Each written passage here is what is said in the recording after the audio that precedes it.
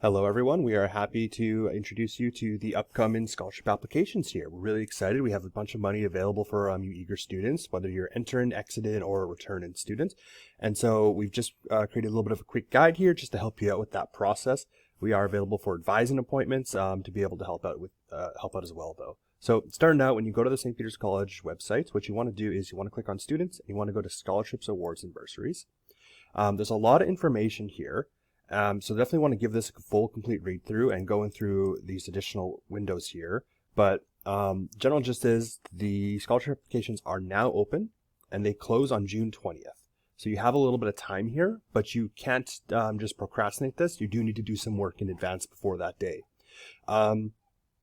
So starting off here, what we have is we do have a list of the descriptions, and all the files here are located down here as well.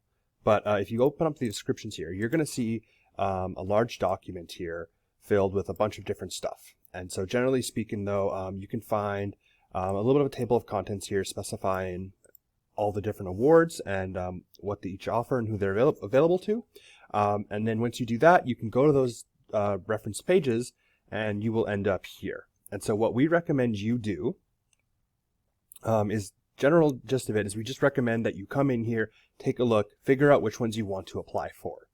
To make this easier for you, what we've done is we've made a list of viewable scholarships that you can apply for depending on your status, just right here. So if you click on this, you're going to find a print-friendly page that you can print off, and you can just do little check boxes beside the ones that you want to apply for. So for intern students, these are all the awards. For returning students, these are all the awards. And for exiting students, these are all the awards. Now, you're going to notice that, we offer a lot more scholarships than what's actually on here. But not all of them are ones you apply for. The reason for that is some of them you are just entered into automatically, specifically for you exiting and returning students as well.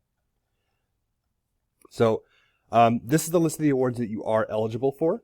You want to go in, make sure you read the descriptions very carefully, keep track of the required documents as well. A lot of the times it's going to involve certain like letters or statements. And you're going to want to build an action plan on moving forward on how to do that. So step 1 is look at the descriptions. Step 2 is figure out which ones you want to apply for. Step 3 is going to be collecting the actual documentation. Sometimes you might need letters of references, whether that's from teachers or coaches or employers or anything like that, organizations you're a part of, etc. That's going to take a little bit of time. You don't want to do that last minute. You want to get on that well in advance. What we have here is if ever there's an opportunity where you need to have a written statement, so there needs to be a statement involved. What you really want to do is, we've had a lot of issues where students are not formatting stuff properly. Like if you go in here, you notice that a lot of the awards here have statements or letters or something like that. A lot of students end up actually using the exact same one for a lot of awards, which, we don't recommend that, but if you do that, that's what you do. But they're not labeling stuff correctly, and that makes it extremely difficult for the scholarship committee to know which award you have all the required documents for, because you need the required documents, and that makes it harder for you to earn the money here. So what you really want to do is you want to make sure things are properly labeled. And so what we've done there is we have a written statement template here. If you click on that, it's going to download it. And we have something like this. Oops. And we have something like this. And so this is just something we recommend doing. You just want to put your name here. My name's Matthew Washkowski, so I will put that in there. And let's say, for example, I'm just picking a random award. Maybe I'm applying for the City of Humboldt Award. And if that needs a written statement here, I can now put that written statement in here. And then once I'm done with that, I can save it. I just put City of Humboldt. I put my name in there, Washkowski. Statement. Something along those lines. It's clearly labeled because we know who you are, we know what it's for, and we know what the document is. Maybe you're planning on using just one statement for a couple of awards. Maybe you'd go in here, you'd put in the Gerwin Awards, for example. You'd put in the proper name. I'm just shorthanding this right now.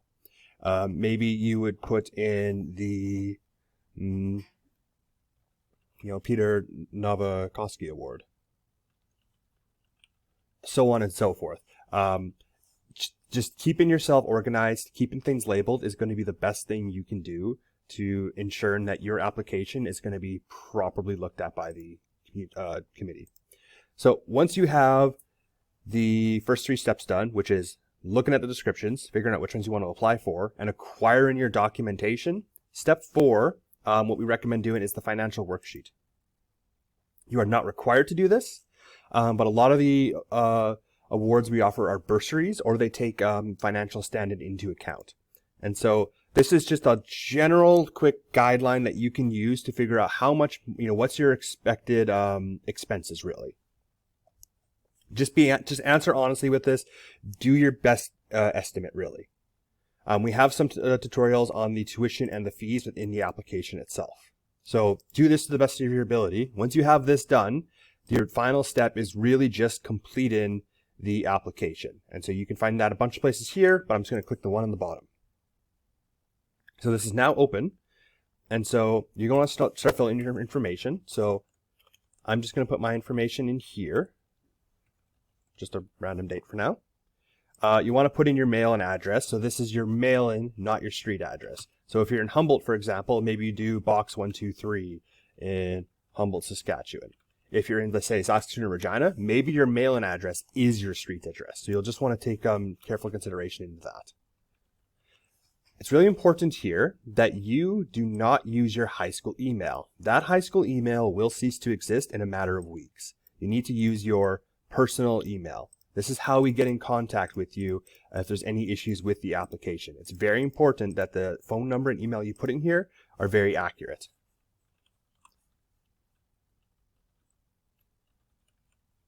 And this is the number that you can contact me at. So put in your residence statements. And then this information here is, if you're selected for an award, we do have an awards day ceremony. And so that's where we do a little bit of profile on every single student. What you put in here is what's going to go on there. So don't just put the minimum statements. Put as much information here as you want, especially, about you, like your interests. What do we want to know about you? If you had 30 seconds to talk about yourself, what would you say? Like, that's general guidelines for these 2 questions here. For this question here, you just want to put your program. So if you're an engineer, you'd put engineering. If you are arts and science, you'd put arts and science. If you're not decided, you can just put undecided. If you are something along the lines of, let's say, you're planning on going into medicine or kinesiology or nursing, for example, what you can do there is you can just put, let's say you're in arts and science. Okay, you're in arts and science, cool. But you're also thinking about medicine. You could put pre-medicine or pre-nursing there, for example, or pre-social work. Now the question here asks, how many classes / credits are you going to be enrolled in throughout the year? And that's the fall to the winter semester. So from September until April. A normal full load schedule, where you take 5 classes each, you take 5 classes each term, and that gets you to graduate in 4 years, assuming no spring and summer classes, so on and so forth. A full-time schedule, where you're legally qualified as a full-time student, is 3 classes, or 9 credit units. Engineers, for example, you guys take more, you would take this. We recommend you do your best estimate here. This will be verified at a later date. If you're not sure, you're welcome to book an advising appointment. We have those available now, where we can help you select classes for the next year. I'm going to assume that, hey, I'm going to be a full load student. Okay. If you are a new student, you're going to put no here. If you are a returning student, you may end up putting yes here. If you're an accelerated student, just put yes here as well. So we do ask for some financial information. We do need your permission to ask for that. So you just want to select yes if you're interested. Now, for many of you, if you're not sure here, that's fine. Even if you don't need a student loan, I recommend you apply for a student grant as well. And we can kind of go over this in the advising appointment. But grants are going to be money that are just given to you for educational purposes that you do not pay back. We do ask for your SIN number. If you're not able to provide it or not comfortable, you don't have to, but we do need these 4 tax forms at some point throughout the year. You want to select where you're staying, at least to the best of your ability. A lot of this stuff can get changed later on. Just do the best you can. So now we need you to put your expected income here. So I'm just putting random numbers in right now. You can get this this next figure from that support form here. I'm just putting random numbers here right now, just to continue on with the application. Now I want to add up all these different numbers here. This would be $8,001, for example. For the tuition here, for question 14, if you are not sure of how much tuition you are going to be paying, which involves you knowing the number of classes and which classes you want to take, which we can help out with an advising session, a good general figure to use would be $650 per class. That's just a good estimate that you could use. The University of Saskatchewan estimates you need between 1,000 and 2,000 for books and supplies. So that's textbooks and like notebooks and like a laptop, printer, stuff like that. And then just the rest of this information here as well. Same thing. Once you have all these numbers in, add it all up. We also ask what financial assets you have. So this is registered retirement plan, and then this is a educational savings plan as well. Finally, it's just your dependent status. Most of you are probably going to be a single dependent. If you do have any any childs or dependents that you are responsible for, you can put that here. Now finally, what you select here is going to be what opens up the next scholarships for you. So most of you are going to be a new student. So I'm just going to select that. If you're an accelerated student, select as if you're a new student. So next, now we just go through the list and you just apply the ones that you're interested in applying for and you have the documentations for, because you will be uploading them. So what we have here is we have all the awards. Don't just spam click them. Make sure it's the ones you're actually going for. Okay, perfect. Those are my options. Now is when you actually upload your documents. There is a 16 megabyte size limit. We recommend going to something that combines a bunch of different things. Maybe you have 5 different statements, combines them all into one big document. Right now, this is just one upload. We're going to actually have about 2 uploads here, which is going to be dependent on scholarships that start with A to M, for example, would be here. Then ones that go from N to Z would be down here. But so you choose your file and you upload it. You have to keep in mind that there is a size limit. You have to keep in mind that the document should be labeled either within the document or as the file name. And then you can send them in.